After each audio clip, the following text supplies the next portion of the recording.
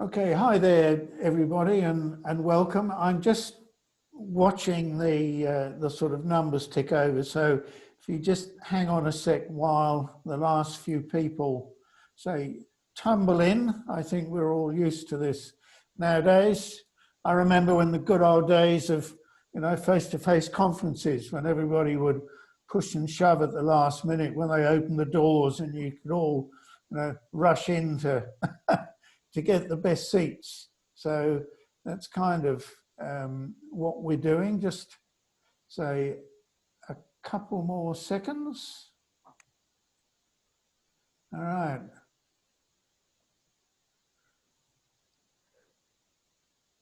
Okay, so just still seem to be a few more, but we'll make a start. We're just tipping over the 100 people attending this morning. So I guess a big thank you for everybody who's with us, and we'll make sure that it's going to be 50 minutes well spent. All right, let's make a start. Hi everybody, I'm Michael Morgan, CEO of Herman Asia, and you'll see we've got two very special guest speakers today, and I'll introduce them just in a sec. But what I'd like to do is start with the normal housekeeping.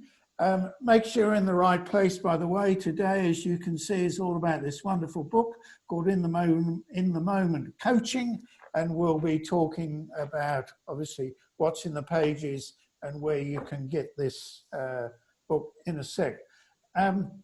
Housekeeping. We'll be going for 40 to 50 minutes, depending how talkative we are. This is a webinar, so as you know, we're all familiar. It's a Q&A style, but we're going to make it pretty informal. Obviously, anybody listening is muted, so you won't be able to sort of yell out from the back seats. But we will have the Q&A function going, and so if you have any questions as we're going through the session, then please type it into the Q&A. We'll either deal with it on the run, or we'll take a few minutes at the end for any, additional questions you've got. We are going to be recording the session, so if you have to disappear or the internet drops out or whatever else, don't worry. As I say, it will be recorded.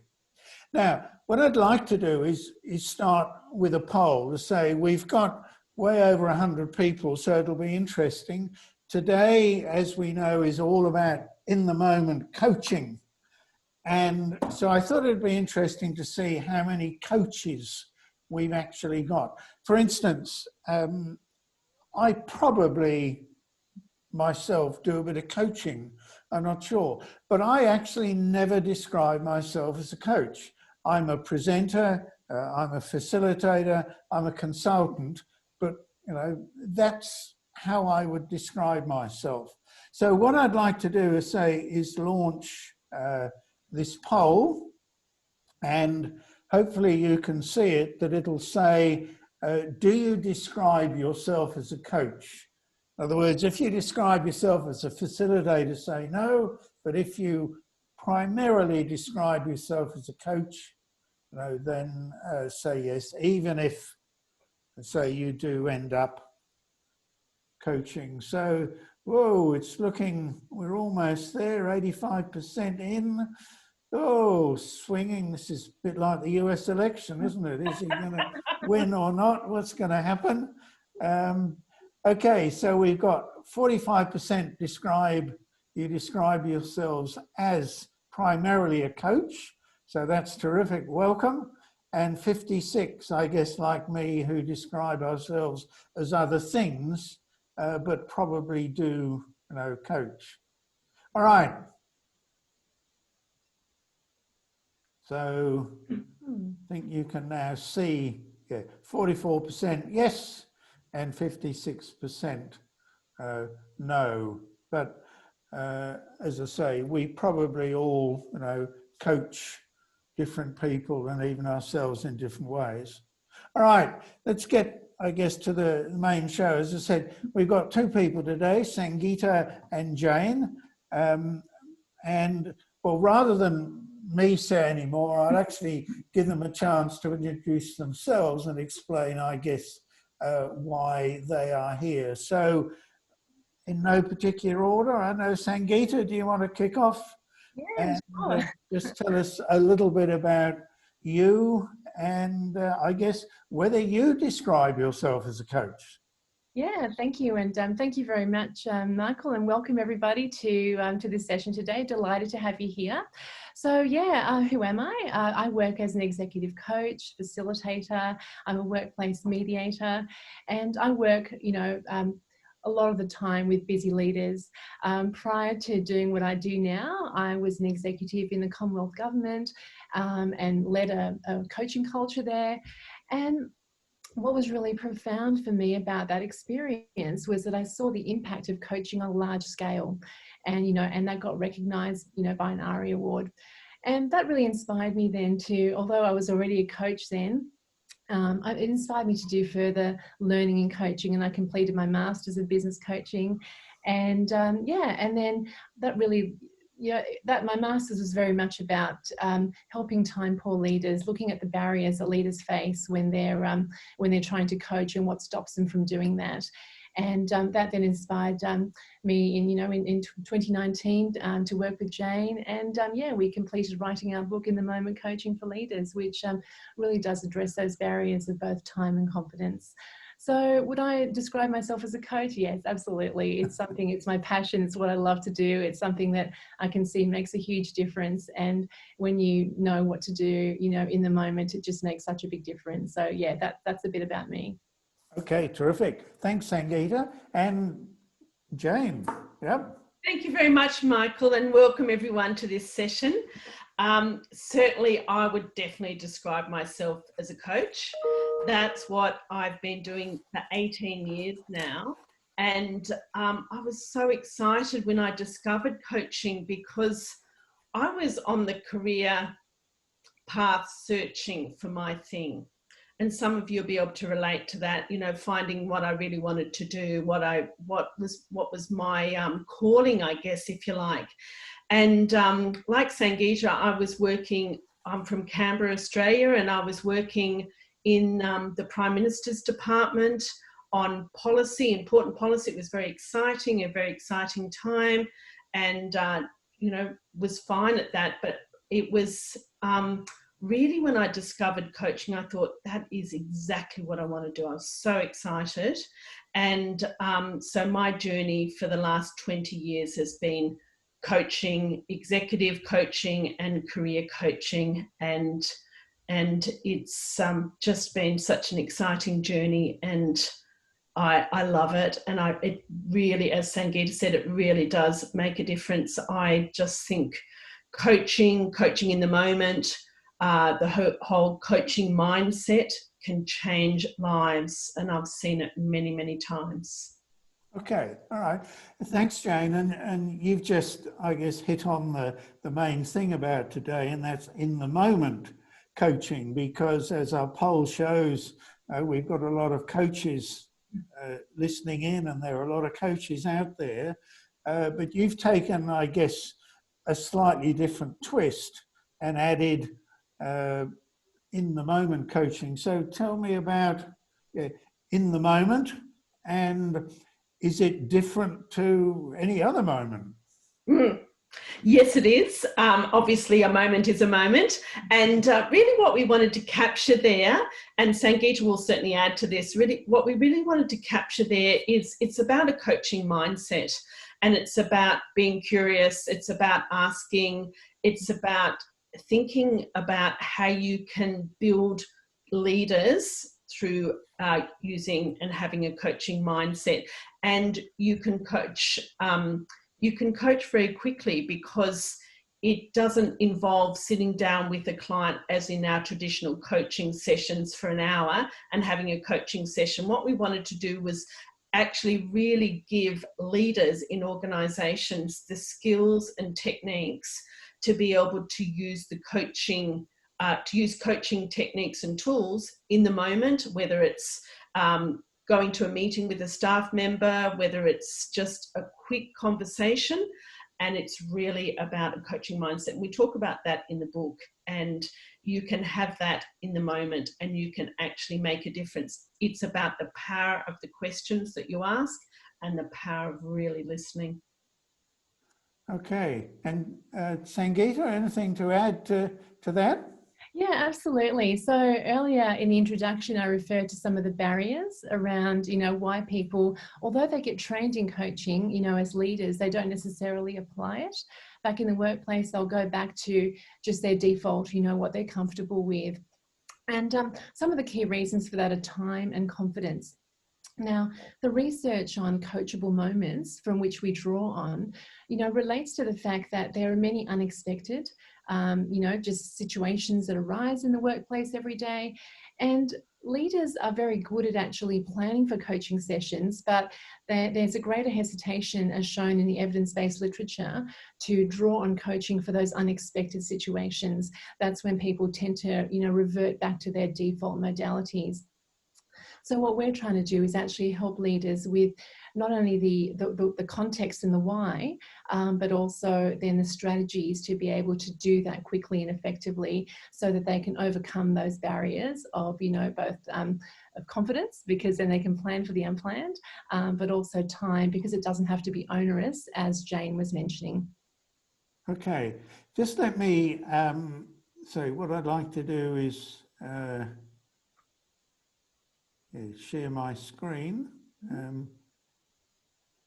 if I can. Where are we? Because, yes, here we go. So what is in the moment coaching? And you've mentioned, some of these, but some of them are, are a bit tricky, I understand a quick informal interaction and their opportunity, but how do you grab somebody in the tea room or now virtually? It sounds easy, but it can't be quite as easy as that. Yeah, so it's a really good question, Michael, and I think that relates back to the fact that it is that barrier, so it's not that easy. But if you actually come with that coaching mindset that Jane referred to earlier, it's about recognizing that every opportunity, every conversation, whether it be, by Zoom, on the telephone, in the hallway, is an opportunity to actually recognize that, oh, here's an opportunity to actually capture a coachable moment. And then it's about knowing what to do with it. So in the book, we've actually very consciously identified 8 chapters that relate to the key themes that leaders, continually face in the workplace. So it's about, what do they do for themselves in the moment? How do they lead other people? What do they do in terms of work-life balance? What do they do in terms of career? What do they do in terms of resilience and relationships and communication? And what do they do in relation to, those challenging situations that they encounter? So knowing what they can do quickly and effectively is, it's about combining the two then. So the why and then the how, and knowing that you can do that quickly makes it easier and overcomes those barriers then. So yeah, it's about being able to spend a little bit of time understanding how you can do that quickly, but then once you know it, it's very possible to do. Okay, and just then you rattled off a pretty comprehensive list, I guess, of what's the word I want? Coaching topics. So you're talking not only about, I guess, coaching somebody on their work performance, you're talking about coaching them about kind of anything. Yeah, Jane, do you want to speak to that? Sure. Yeah, look, and the book is broken up into 8 different chapters, Michael, which is based on the research as well as what most people will go to coaching for. Yeah. And so obviously, as it says in the title, it's about leaders and coaching for leaders. Leaders is not about a level. So this book is geared to anybody who wants to improve their ability to be able to relate to others. And so it might be a leader in a workplace. It might even be in a home environment where you can use those coachable moments where you actually really step back and ask and put on that coaching mindset, if you like.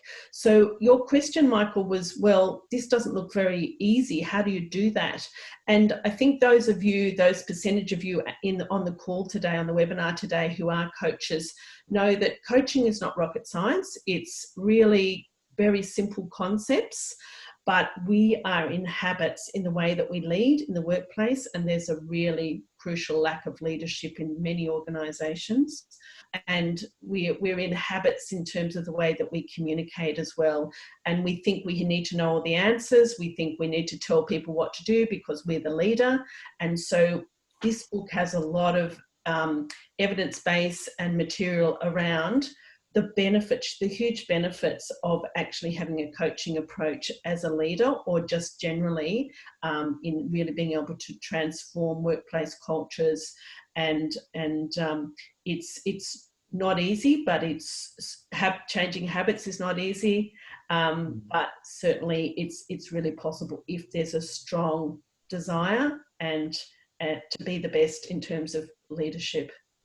Okay. And I guess on that, I mean, look, I understand what goes into a book and getting it out and printing it. So I'm going to assume that most of this was done when life was normal, in a pre-COVID reality. Does it translate to the new normal? Yeah, that's a really good question. So as I mentioned, we actually wrote the book last year, but we started our thinking of it even years before that. And the principles around, relationships, around communication, and what's important about, how to actually get through challenging situations and how to draw on our inner resources, all of those remain valid, because it's about how we optimize our strengths and who we are and our authenticity to be able to get us through the situations that make a difference. And maybe even more so as well, because in COVID, we've been so busy in so many different ways. So being able to also speak to how can I help people, how can I help myself in an environment where I feel really time poor, maybe it even speaks to that even more. Yeah. And, just to add to that, thanks, Sangeeta, the question you asked, Michael, was, is this relevant in our new normal? And absolutely. And, because there's still large numbers of people, and I know there's people calling in from all over the place, but large numbers of people working from home. So those daily informal communications and conversations about getting people to think and grow and thrive are really important. Wellbeing is really important. We have a chapter on that in the book on wellbeing coaching, and certainly that's been a huge increase in the need for that, Michael. So absolutely very relevant, and especially where there's less time around the water cooler, so to speak, because people aren't necessarily all at work at the same time. So those conversations over the phone on a virtual platform, using a coaching approach, and also giving people, autonomy and getting on with it rather than, the micromanaging that often we see in workplaces. It's a huge opportunity through COVID. Where you are in the world and whatever stage of COVID you're at, and people working from home, it's just a huge opportunity. Yep. I mean, I would agree. I mean, my personal experience here is heavens, when COVID arrived, I had to start making it up as I went along, and didn't always get it right. So I've welcomed, I think, every bit of advice, hint, coaching, anything that I can get to manage my way through what is a very strange reality at the moment. Okay, you mentioned in the book again 8 chapters, but also you mention, I guess, a lot of tools, and obviously whole brain thinking, the HBDI is one tool, but I know there's some others. Could you go through perhaps briefly each one? I mean, I'd love you to focus obviously entirely on the HBDI, but to be fair, these the HBDI might be good, but it isn't necessarily the answer to everything. So why did you, I guess, highlight these, and what are some of the things that these tools bring to you and your efforts in coaching? Sure. Yeah, I mean, HBDI is a tool that both Jane and myself use. It's a tool that we both love. And actually, it was a tool that kept us grounded in writing the book. Because as you can imagine, writing a book is itself, quite a stressful and challenging process. So, and then when you bring, two authors, two sets of thinking preferences, two ways of looking at things, it actually helped us to look at, okay, when we saw things differently, where could we draw on common ground? So Jane, for example, is quite a conceptual thinker, quite a big picture thinker, but also, very caring and interpersonal, and has big strengths in that. And my strengths are also in the interpersonal space, and also in structure, and also in facts and logic. So yeah, we would sometimes, Worked well. really. So it really helped us to be able to say, okay, right now, this is where you are and this is where I am. What can we do in terms of drawing some common ground? So that helped us hugely. And we also use it in our relevant practices, and Jane can speak about how she uses it herself. But for me, I use it a lot with conflict coaching, helping teams and helping, managers and staff to be able to, just get a better understanding, a better awareness of what's happening for themselves and the other person, and be able to build a cohesive relationship. Would you like me just to quickly go through some of the other ones before I hand over to Jane? Would that be okay? Yes, yep. Okay, beautiful. So and all tools have great benefits, and I use strengths a lot with career coaching, for example, just to look at what energizes people. How can they make energizing decisions? Reach is fantastic for 360 culture and awareness as well. And then there's a range of other ones that we use as well. So I might hand over to Jane now. Thanks, Sangeeta. So, as Sangeeta said, Michael, we use the Herman Brain Dominance Instrument a lot. It's a wonderful tool because it really helps us understand that people don't think like us, and we come to the world with that thinking that people were going to get us, or be able to understand us, or be able to understand our communication style or how our brain works, and they don't. And so we use it a lot in the workplace for team coaching particularly, and also maybe a little bit in career coaching as well, to help people navigate to a career where they feel like they're going downhill if they're working to their thinking preferences as opposed to going uphill. Because we know when people are working to their thinking preferences, they're just much more energized, and when you're not, and I've certainly been in that situation where I've been in a job where I felt like I was in the wrong role for my thinking, and it's really challenging. So that's an instrument that we use a lot, as Sangeeta said, and we really love it. I love it because it's about thinking, and it's about how our brains work. And we've still got so much work to do in the neuroscience field, as you're probably all aware. And so the other tools we use predominantly for career coaching, trying to navigate people into the right roles that match with their strengths, and HBDI certainly is part of that, along with the other tools we use. And obviously 360 tools give people some self-awareness, and the first chapter in our book is about self-coaching. So certainly I often start coaching with a 360, and I use my own developed 360 set of questions, and it's just so useful for people because we all have blind spots, and it's really helpful to actually get a sense of what other people think about us. So thank you, Michael. That's probably other tools we use, but those ones are the main ones there. Okay. So I like this quote that you gave me. I guess if we could pull everything together you've said, this would be it, a coachable moment.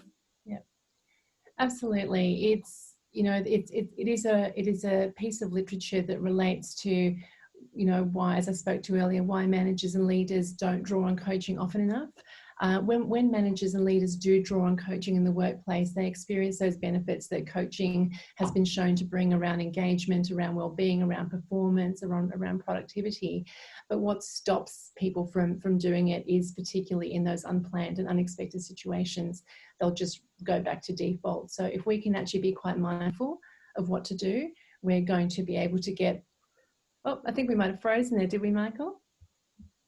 You should be right, I Oh, hope. good. Okay, fine. Okay, Yep. the screen just glitched, so I wasn't sure if I got cut off. So yeah, if we can be mindful of actually recognizing every opportunity, that every conversation is an opportunity to problem solve. If we can actually come to those conversations with that mindset, we're already going to be amplifying our use of in the moment coaching. So, you know, if you're a leader or if you're a coach working with leaders and you're, you know, either saying things to yourself like, you know, I'm feeling exhausted, or, you know, like there's still so much more to do, I'm feeling spread too thin, I'm feeling reactive rather than proactive, you know, and if you can actually just start to do more things in the moment, you're going to find that you have those productive conversations. It takes less time. That you're able to actually produce those positive practices. So that's our aim, to make sure that those things are happening, giving confidence and bringing back time. Okay.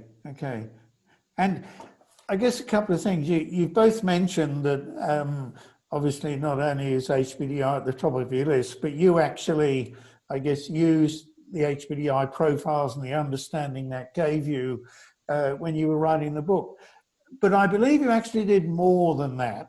I believe that the coach actually got a coach. Yes. So, I mean, I've heard of football coaches and golf coaches and leadership coaches, but you got a book coach. So what on earth did a book coach do? Well, and was it useful?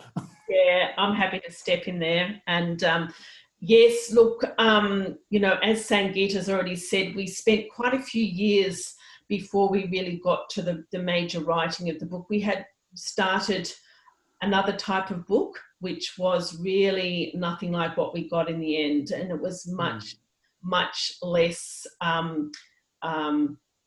deep, much less involved, I suppose, in our original idea. It was much more simplistic because we wanted to make it easy. We wanted to achieve it. We wanted to get something written. It started off probably as an ebook. And anyway, so we kind of went round in circles a bit for a couple of years and realised we weren't getting anywhere. And then we had a mutual contact who had got a book coach when she wrote a book. And so we got in touch with Dave, the book coach, and he does a publish, write, launch workshop. And so we went to North Stradbroke Island in beautiful sunny Queensland. Wow. To do the writing bit. And I can tell you that it wasn't what you'd imagine. It was far from idyllic because we were inside working how many hours a day, I'm not sure, but well over the usual amount of working hours. Writing, yes, we did have the sea out the window, but it was almost very tempting to be out in it rather than be writing away. And it was really very stressful. We were put under a lot of pressure by our book coach, but for very good reasons. We achieved so much though. We got our cover, we got our title, we did a lot of pre-work with our book coach as well to actually design the content of the book. And we ended up with a much better book.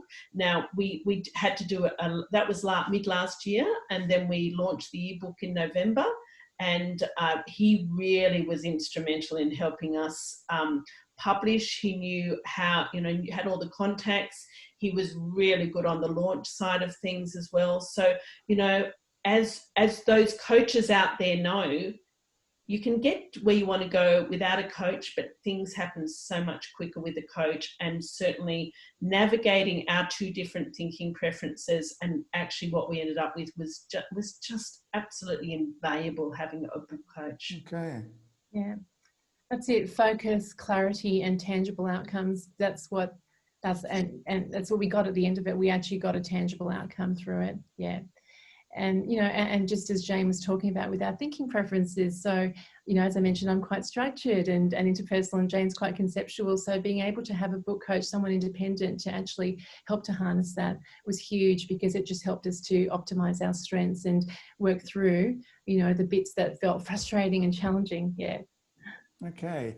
All right. We've talked a lot about, I guess, coaching and the kind of, I guess, positioning as being coaching other people. But I know in the book, you also talk about self-coaching. And I mean, I'm particularly interested, I guess, in self-coaching because, I mean, probably like a few others on the call, I play golf, and that means I spend quite a bit of time on my own, wandering off to find where on earth my ball has gone.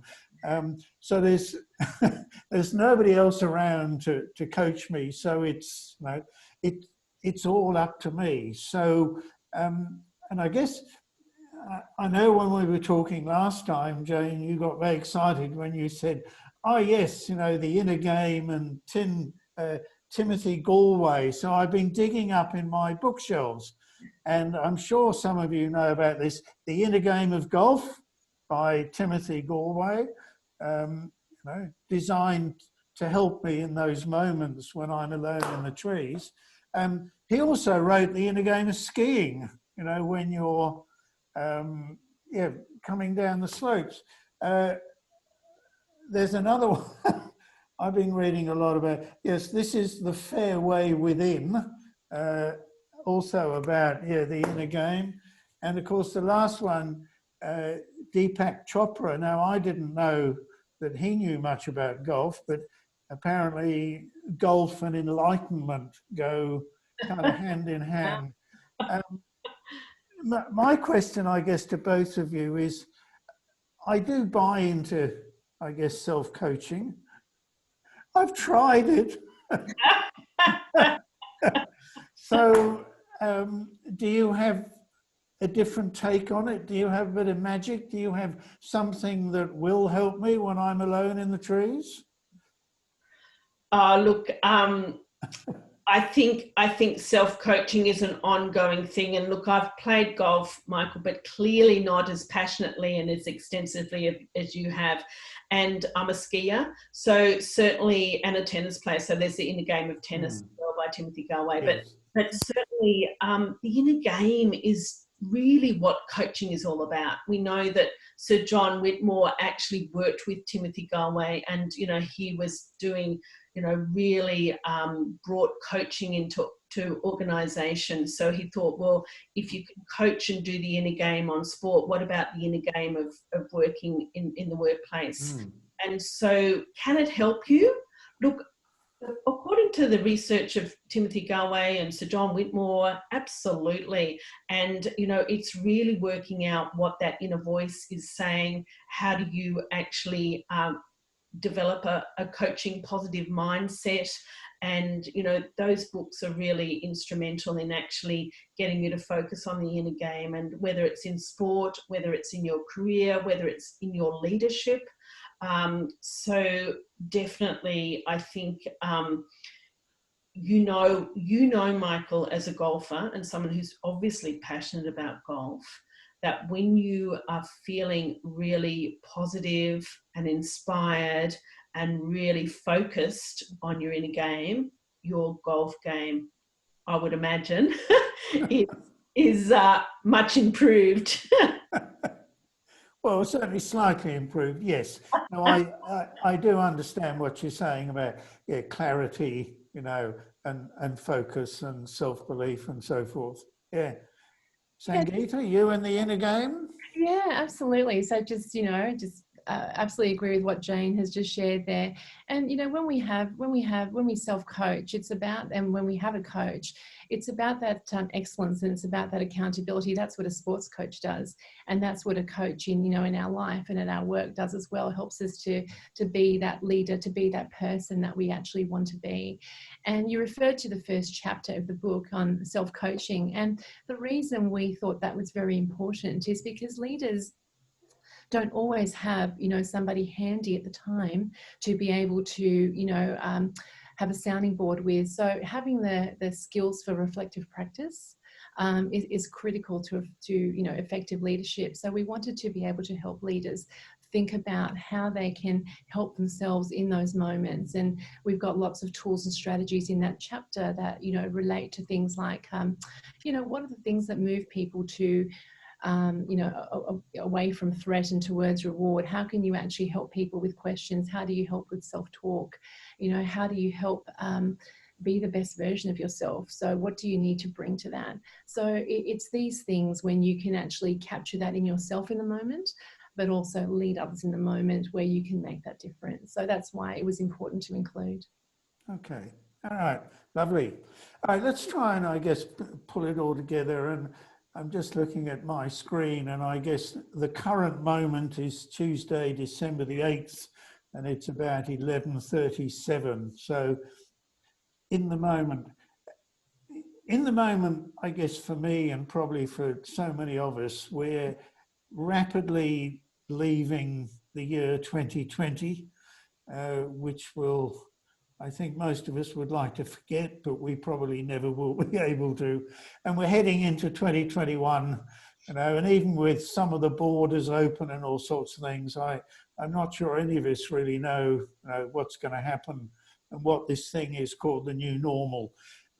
In the book, you talk about resilience and you talk about the importance of wellness, and I'm sure there are a lot of other things. If you were going to coach, there are 120 of us on the call, so would you like to coach us into 2021? I'd be delighted to. So, you know, my experience of 2020 is that people have experienced a couple of different things. It's been energy sapping, and it's also, for others, it's given energy because we've been able to work in quite a different way. So for those people, you know, who maybe have been sapped by it, I'd like you to think about, you know, what would you like 2021 to look like? And what are you doing or not doing that's, you know, maybe stopping you from realizing that? So think about what you might be doing there and how you might be getting in your own way there, and what could be something energizing. What's one thing that you can do that will actually, you know, pivot that focus? And for those people who have had an energizing year, you know, as a leader, help yourself and help your teams to actually think about what was energizing and how can you actually make that into a habit in 2021. So there's always things that you can do. And in the book, we talk about, you know, the different types of energy. So there's mental, you know, there's how you're perceiving situations. There's emotional, what you're doing in terms of positive and negative emotions.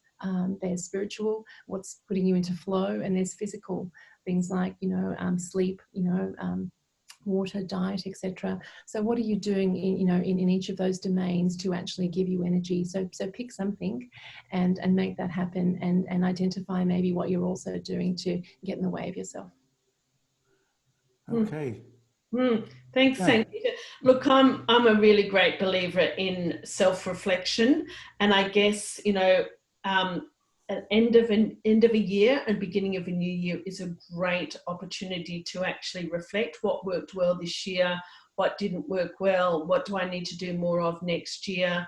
I actually have a client at the moment who this year she's got a glass jar, and she's been putting everything positive, everything that's went well on a little piece of paper into that glass jar to actually uncover at the end of the year, and so she can reflect on actually all the good things that she has achieved in the year. And I always personally use the end of a year and beginning of a new year to really do that visualization of, well, what's going to be the ideal year looking for me, what worked this year, what didn't. As Sangeeta said, you know, well-being is a huge issue that's come about, or even that we're thinking a lot more about after this year that we've had.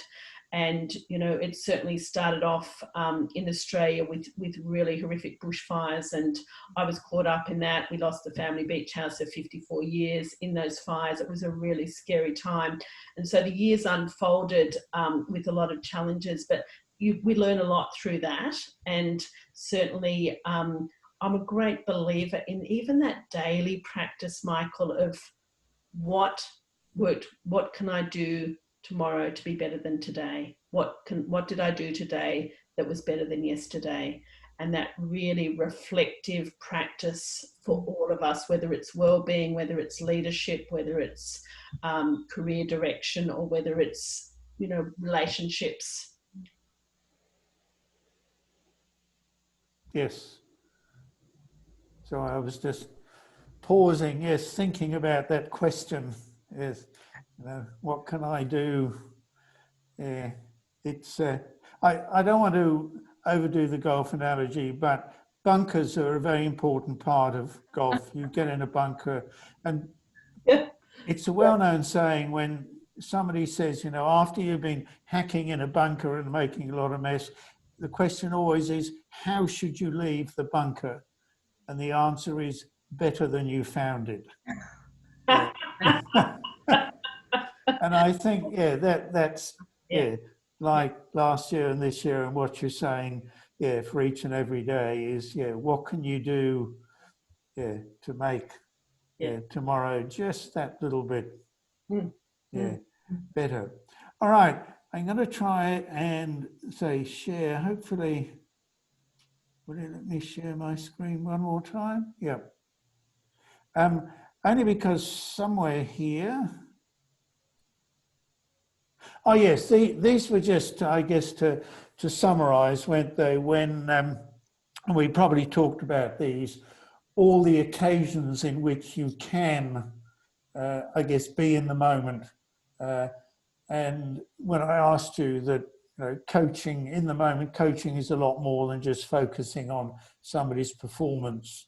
It's being aware of all these opportunities. Yeah. Absolutely, yeah. And if you could even, you know, just recognise one more moment, two more moments that you could be, you know, bringing positive and effective strategies quickly, that's going to make a difference. So yes. you can double, you can amplify your use of these very quickly. Okay. Now, this was the one I was looking for. If anybody is, you know, looking for that last minute Christmas present, either for somebody else or, of course, more importantly for yourselves, then the links up there in terms of in the moment coaching. Okay. Thank you, both of you, for a really interesting and insightful chat. And I'm hoping that, you know, everybody, those of us who are coaches and those perhaps who are not, then really got something out of today. I'm getting quite a few comments saying thank you for your insights.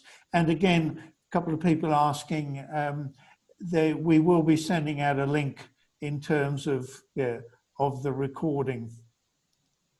All right, let me put both of you on the spot then. One last time, if you could summarise in the